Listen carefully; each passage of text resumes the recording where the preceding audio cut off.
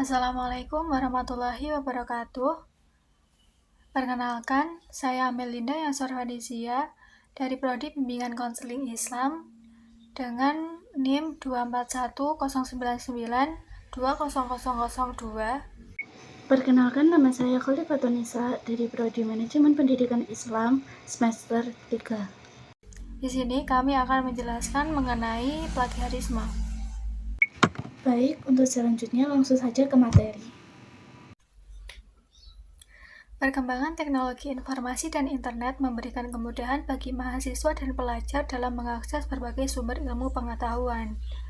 Berbagai karya ilmiah, artikel, jurnal, ataupun buku dapat diperoleh dengan cepat untuk menunjang kegiatan akademik.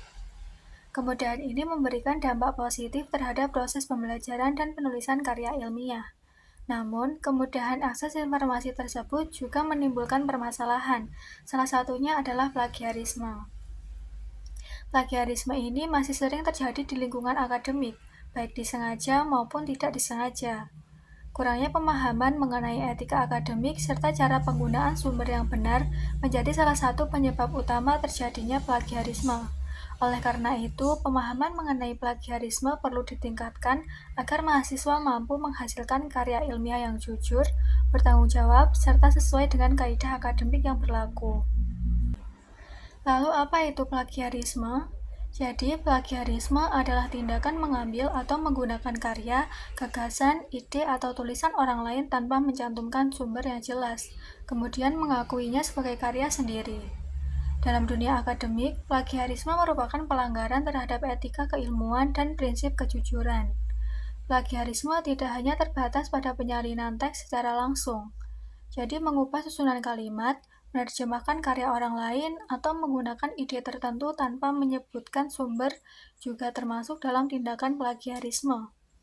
Oleh sebab itu, setiap penggunaan karya orang lain wajib disertai dengan pengakuan yang jelas melalui sitasi dan daftar pustaka. Plagiarisme dapat terjadi dalam berbagai bentuk. Salah satu bentuk yang paling umum adalah plagiarisme langsung, yaitu menyalin karya orang lain secara keseluruhan tanpa perubahan dan tanpa mencantumkan sumber. Bentuk ini mudah dikenali dan jelas melanggar etika akademik. Selain itu, terdapat plagiarisme parsial, yaitu mengambil sebagian karya orang lain dan menggabungkannya dengan tulisan sendiri tanpa menyebutkan sumber aslinya. Meskipun hanya mengambil sebagian, tindakan ini tetap tergolong plagiarisme. Bentuk lainnya adalah plagiarisme ide, yaitu penggunaan gagasan atau pemikiran orang lain tanpa memberikan pengakuan meskipun disampaikan dengan kalimat yang berbeda. Selain itu, terdapat self-plagiarism, yaitu menggunakan kembali karya sendiri yang telah dipublikasikan sebelumnya tanpa mencantumkan keterangan atau izin yang diperlukan. Plagiarisme dapat terjadi karena berbagai faktor. Salah satu penyebab utama adalah kurangnya pemahaman mengenai cara penulisan karya ilmiah yang baik dan benar, termasuk teknik parafrase dan sitasi. Banyak mahasiswa belum memahami perbedaan antara mengutip sumber dan melakukan plagiarisme. Faktor lain yang mempengaruhi adalah tekanan akademik, seperti keterbatasan waktu, banyaknya tugas, serta tuntutan untuk memperoleh nilai yang tinggi. Kondisi tersebut sering mendorong mahasiswa untuk mengambil jalan pintas. Selain itu, rendahnya kesadaran akan pentingnya kejujuran akademik juga menjadi faktor terjadinya plagiarisme. Sebagian mahasiswa masih menganggap plagiarisme sebagai hal yang sepele, padahal dampaknya cukup serius. Dampak plagiarisme. Yang pertama, tindakan tersebut dapat menurunkan kualitas akademik dan merusak kepercayaan di lingkungan akademik.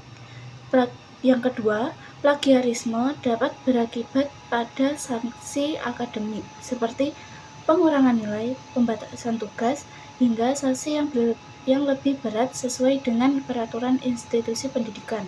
Dan yang terakhir, plagiarisme menyebabkan hasil pemikiran dan karya yang telah dibuat dengan usaha dan waktu yang tidak dihargai sebagaimana mestinya. Upaya pencegahan plagiarisme. Yang pertama, memahami etika akademik. Yang kedua, mencantumkan sumber secara benar. Yang ketiga, membiasakan parafrase dengan bahasa sendiri. Yang keempat, Memahami materi sebelum menulis. Yang kelima, menggunakan aplikasi pendeteksi plagiarisme. Dan yang terakhir, menanamkan nilai kejujuran dan tanggung jawab.